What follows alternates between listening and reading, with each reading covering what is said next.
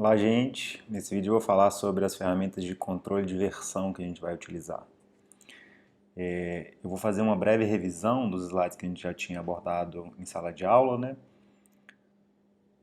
Eu comecei mostrando essa motivação de por que controle de versão é relevante, tanto para o trabalho acadêmico quanto para o trabalho profissional. Eu falei do modelo mental que a gente tem que ter com controle de versão, e aí se a gente pensa num sistema de arquivos, onde eu tenho pastas ou diretórios, né, e arquivos, em um sistema de controle de versão eu tenho a pasta e o arquivo, mas eu tenho tempo. E o versionamento é justamente a evolução desse arquivo ao longo do tempo. Eu falei um pouquinho dos benefícios técnicos que a gente tem com o uso de controle de versão, que esses vêm, vamos falar assim, de graça, depois que você vence a barreira de utilização dessas ferramentas. E falei um pouquinho dos benefícios sociotécnicos que a gente espera que a gente tenha quando a gente usa uma ferramenta de controle de versão. Mas esses aqui podem acontecer ou não. Então, melhorias no processo de comunicação e colaboração, a gente espera que isso ocorra, mas não necessariamente vai acontecer. E lá na nossa aula, né, em 13 de março, a gente parou nesse slide, conversando um pouquinho sobre as ferramentas de fato que a gente ia utilizar, que é o Git e o GitHub. Então o Git é o sistema de controle de versões.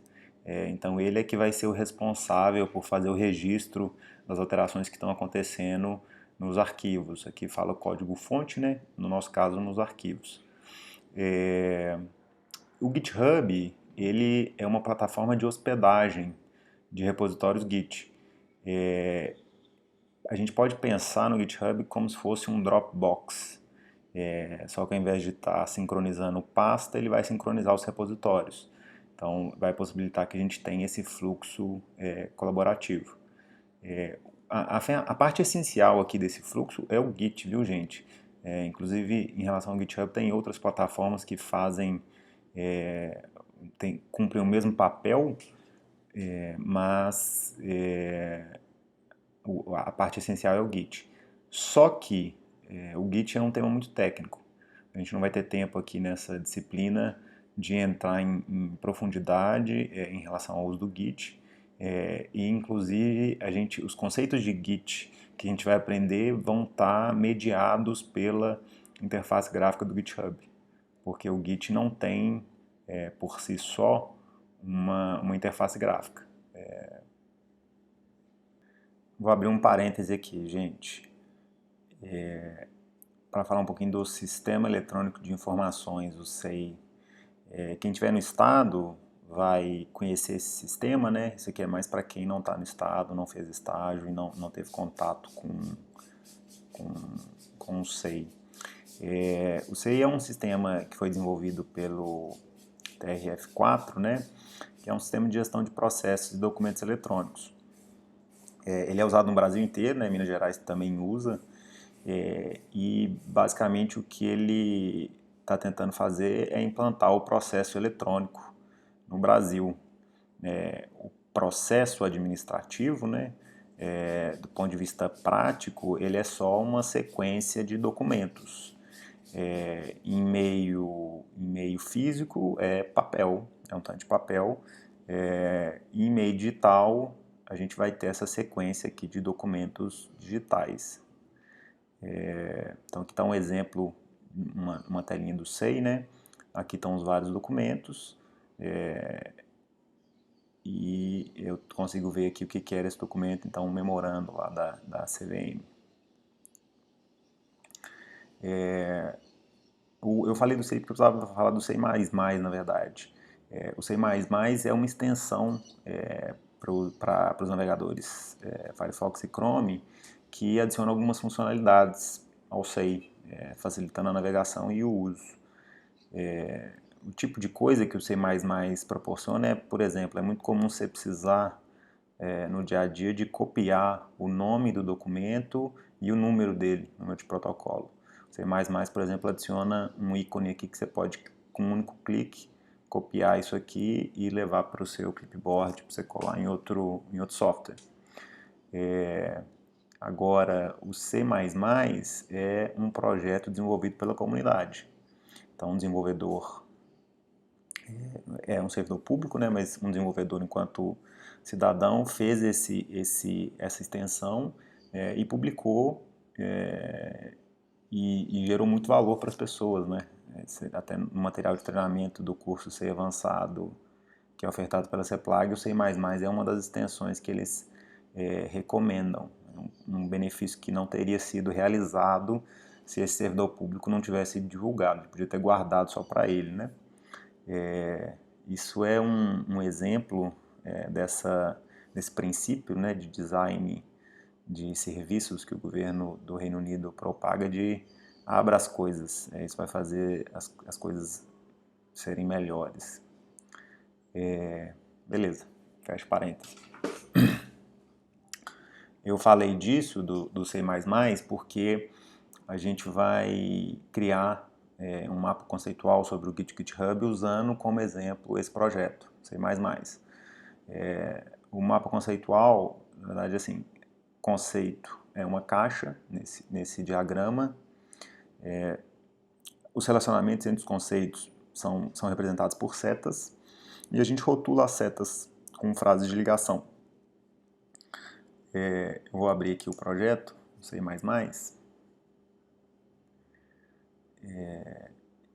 E vou voltar aqui para os nossos slides. A gente já sabe começar a construir então nosso mapa conceitual, né? A gente já sabe, depois daquela atividade de criação de uma conta, que o GitHub é uma aplicação web, né? E que o GitHub possui usuários. Então eu estou aqui na página do projeto C++, eu estou vendo aqui o usuário Jonathan, Subjonathan Evaristo, então, que é o servidor público, né? O projeto, o C++,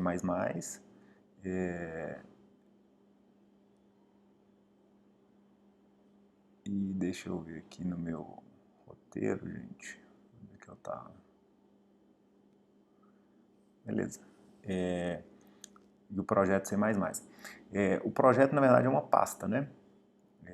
A pasta, então, no controle de versão, como eu tinha dito, é chamada de repositório, porque ela coloca essa nova dimensão de tempo, de alterações que existem nos arquivos que estão dentro daquela pasta. Então, a gente fala que os usuários possuem repositórios. O Jonathan Say tem o repositório Say, por exemplo. Eu vou ter aqui dentro desse repositório, eu vou ter arquivos. Então eu posso navegar, por exemplo, isso é uma pasta e aqui são arquivos. Eu posso entrar dentro da pasta, posso navegar aqui, posso clicar nos módulos, posso ver o que está dentro desse conteúdo, né? Isso é uma linguagem de programação chamada JavaScript. Posso navegar. Então eu tenho arquivos e eu tenho no repositório commits que representam aquele histórico do arquivo. Então cada um desses commits é como se fosse um salvar em qualquer um dos arquivos que fazem parte dessa pasta. Então, usuários possuem repositórios, repositórios possuem commits e os commits versionam os arquivos. Então, o commit é uma alteração em um ou mais arquivos, né? Vou voltar lá no nosso repositório. A gente estava nessa aba Code.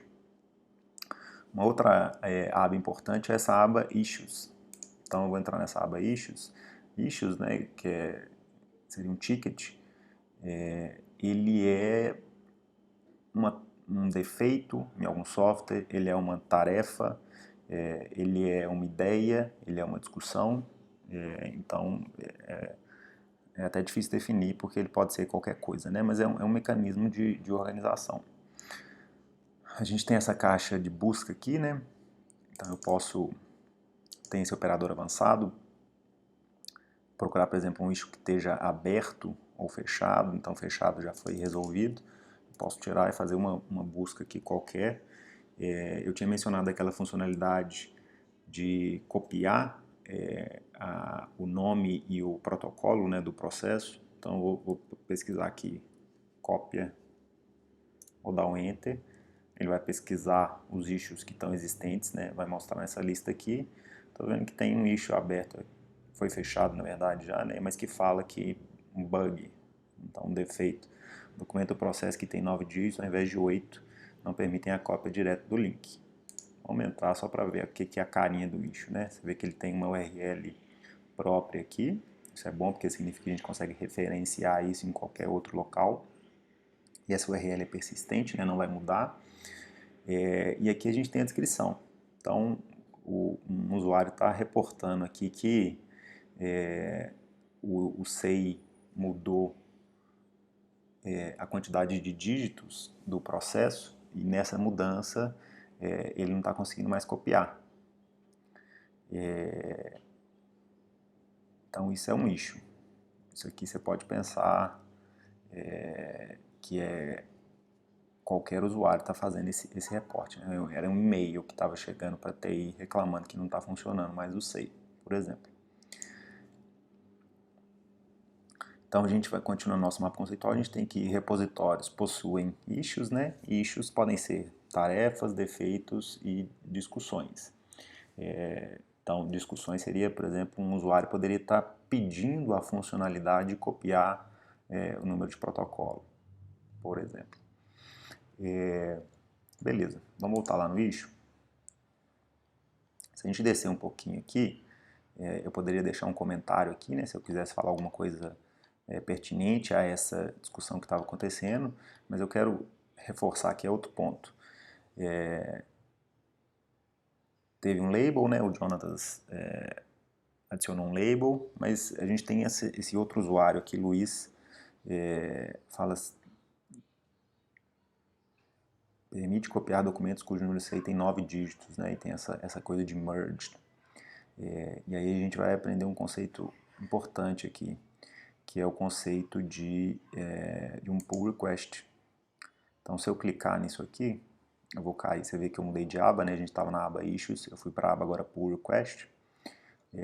E o Pull Request, ele é uma contribuição.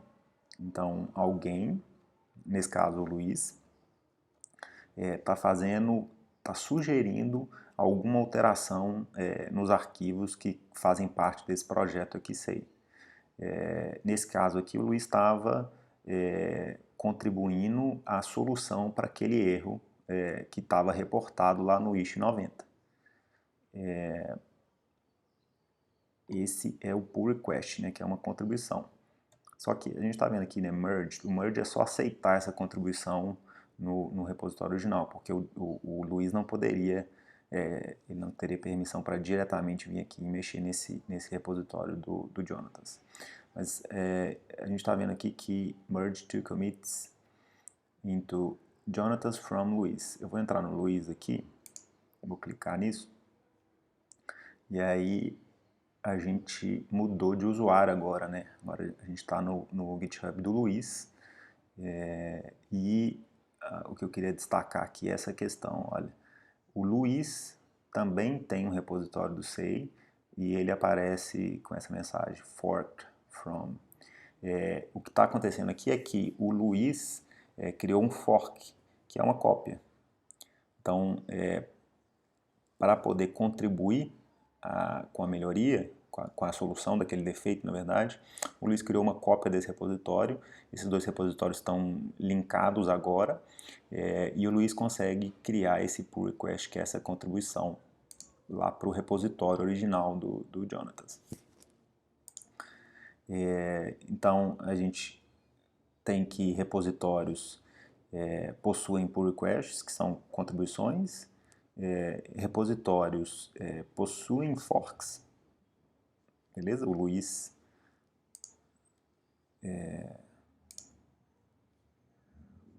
tem um fork, então esse repositório aqui é um fork. Deixa eu vir para a tela inicial. Esse repositório do Luiz SEI é um fork, é uma cópia desse repositório do SEI do Jonatas, que são cópias. E forks são repositórios. Então isso é um repositório também, isso aqui tem todo o histórico, e não necessariamente essas duas coisas precisam de ficar sempre iguais ao longo do tempo, né?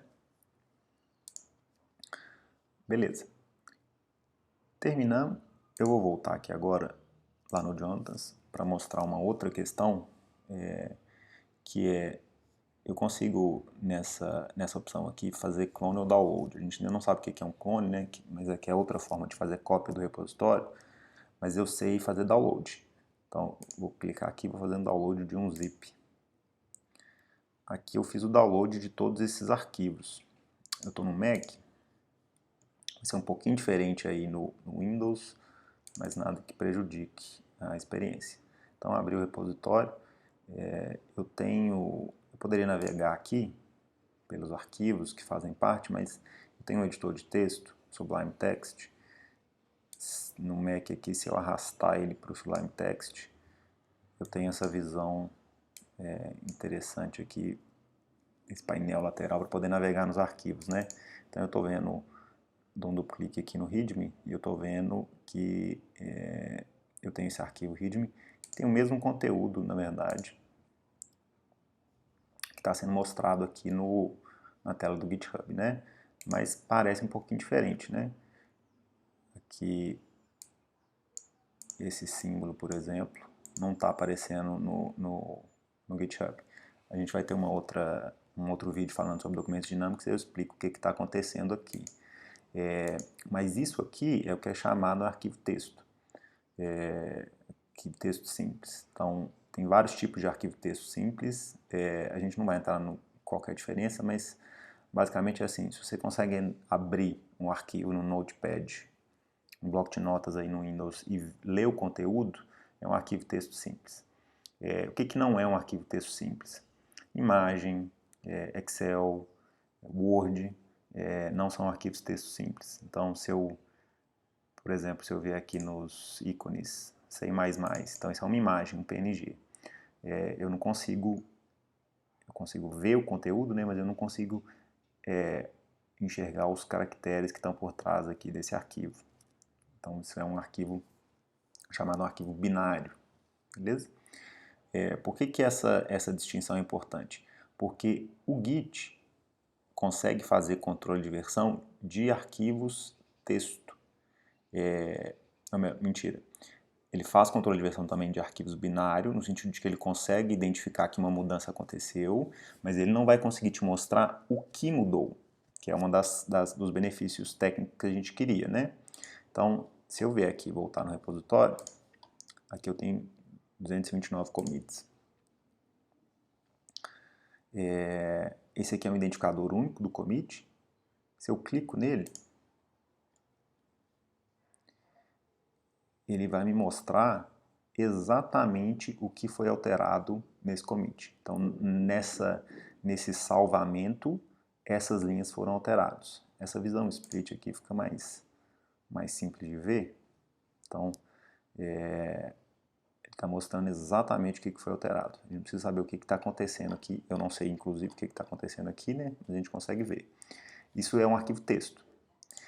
Se a gente tivesse um histórico de um arquivo binário, então, por exemplo, e aí eu já tinha selecionado um que eu sabia que tinha um arquivo binário, né? Substituir ícones. Vou clicar aqui no identificador. O JavaScript é um arquivo texto também, né? Extensão .ts.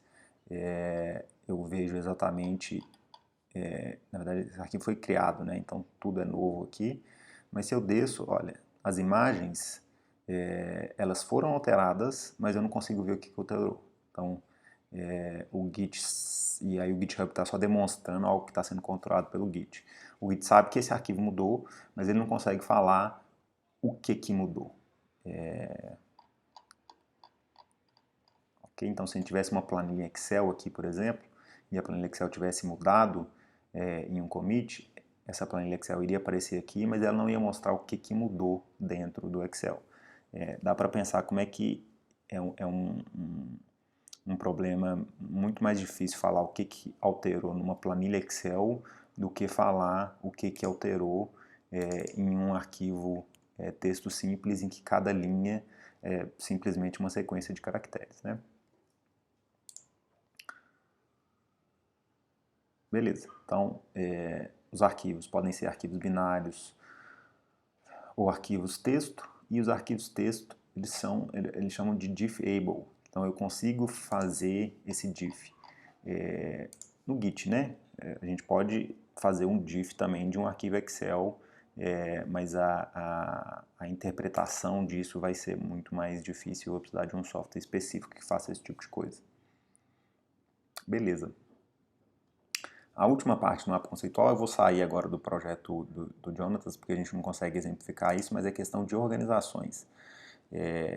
Então, além de usuários, né, que são pessoas físicas, o GitHub também possui organizações, que é só uma forma de agrupar o usuário, e organizações possuem repositórios. Então, eu só trouxe alguns exemplos aqui. Várias instituições têm presença no GitHub, né? Então, por exemplo, aqui eu estou na organização Globo. Então, eles têm lá 312 repositórios, Globo da Globo mesmo, viu, gente? E eu tenho 64 pessoas aqui que estão nessa organização da Globo. A gente também vai utilizar no nosso curso algumas organizações. Então, essa organização, por exemplo, Análise e Visualização de Dados Master, é uma organização que eu criei para esse curso, onde eu vou guardar os slides e alguns materiais de referência. Eu tenho uma outra organização que a gente vai ter contato daqui a pouquinho, que é para essa versão, para esse semestre dessa disciplina. Então, isso é organização. Beleza, gente, um vídeo grande. Eu vou terminar deixando essa atividade para vocês praticarem a criação de um repositório e brincarem um pouquinho nos arquivos que são feitos fazendo download. Beleza? É isso.